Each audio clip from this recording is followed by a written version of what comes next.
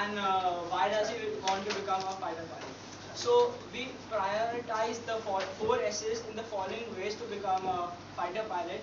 We give 5 points to study, 2 points to skill, 1 point to sports, and 2 points to service.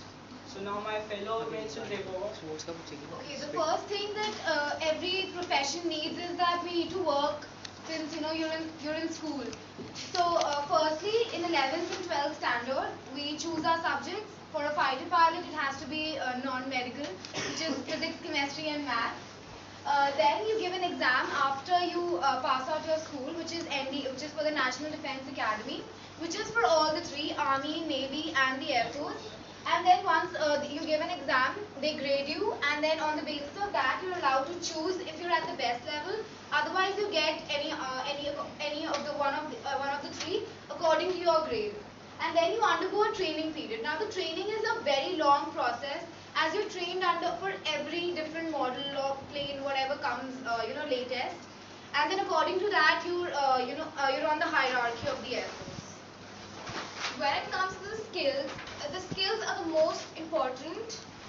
Firstly, there's this quick decision making, which is very important, because everything, when you're doing it in practical, everything happens in a jiffy and you have to take decisions really quickly. Then there is time management, which comes under a discipline. Any pilot or anyone who's in the forces has to have a very disciplined life. So that time management comes under that. And then there is the flying skills, which are the technicalities, and which is included in that. And then comes the observation and reflex. The observation skills are very important because the practical things are not taught to you; they come with experience. So the observation takes place right in there, and then you have to use your decision making and your skills to take that to do things right at that time. And then comes fearless.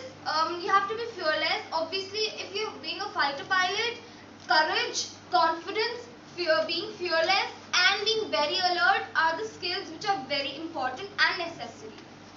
Then comes sports.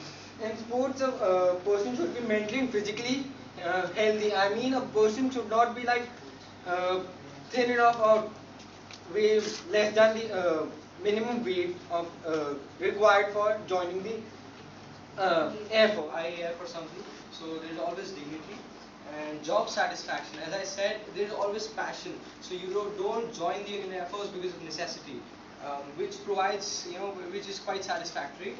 And then there is job security. It's a government job. There's job security. Then the life is very disciplined. You need to be disciplined if you want to join the Indian Air Force or like any force that matter. And then flying experience. Yeah, someone who's passionate would of course love to fly, and flying a fast machine going 1,000 kilometers per hour.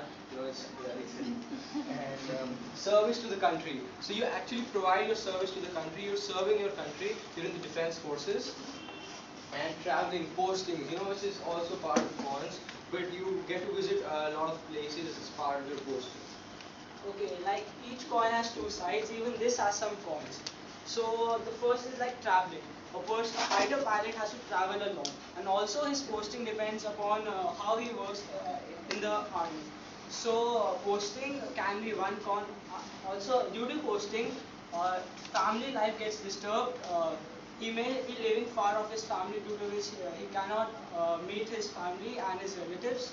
Then even if a person has the aptitude, correct vision becomes important necessity and poses a challenge. Like Dhruv explained that correct vision is necessary for a fighter pilot.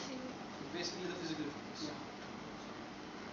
Now we speak about the role of the school.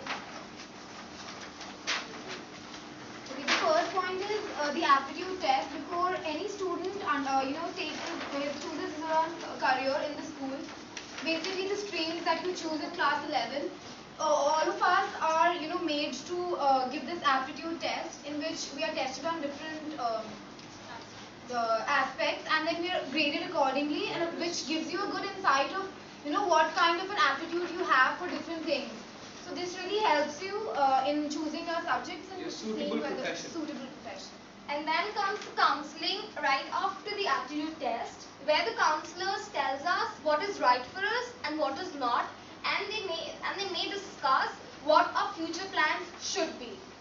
The third will be the exposure. The school really provides us with the right exposure, giving us various opportunities like meeting different people, and she's going to explain you the other three. Interaction, that is interacting with someone who's been there and done that. Like we can have pilots coming and discussing what their life is, what is it actually like being a pilot, and give us first-hand information rather than we going on Google and searching it.